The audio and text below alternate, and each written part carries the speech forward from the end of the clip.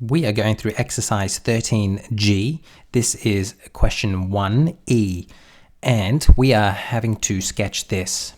Now, as soon as you see a negative, alarm bells should start going off, because that means there's going to be some sort of a reflection.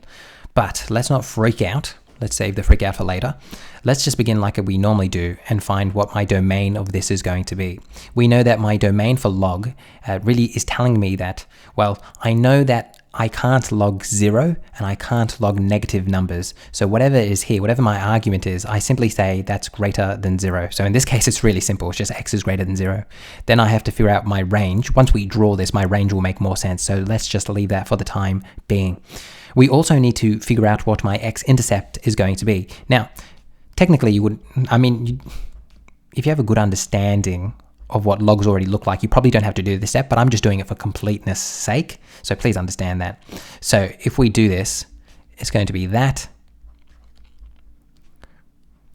Now I can get rid of that negative by dividing both sides by -1. So that means I'm going to be left with this. And we've talked about this before, that whatever is in front of it really isn't going to impact what my x-intercept is going to be. Then I'm left with this. I can now write this in my index form, in which 10 is raised to 0 equals x. X. So I'm going to get 1 is equal to x.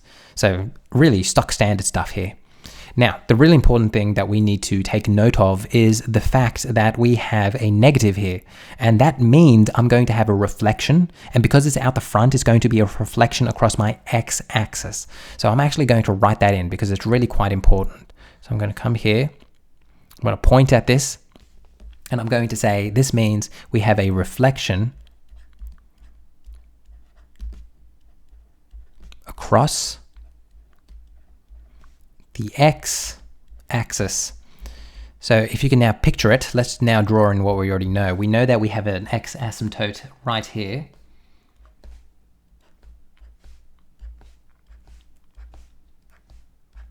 Let me write that in. That's x equals 0. And now what I'm going to have to draw is no longer going to be like that. It's going to be reflected. So it's going to be like that. Then, let me try that again.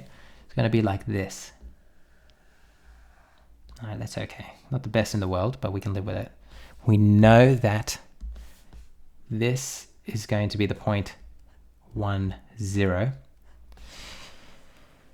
Now, technically, we should find another point to give this thing some scale and kind of differentiate it.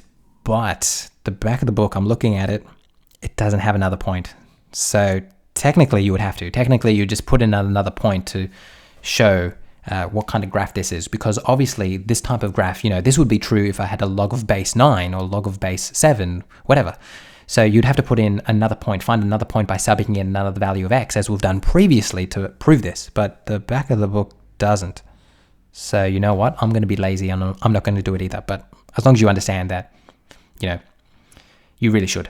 If this was like a test or something, make sure you do something like that. So I'm really not sure why the back of the book hasn't, but let's follow their lead. And let's not either. Hopefully this has made sense to you and has clarified any issues you've had.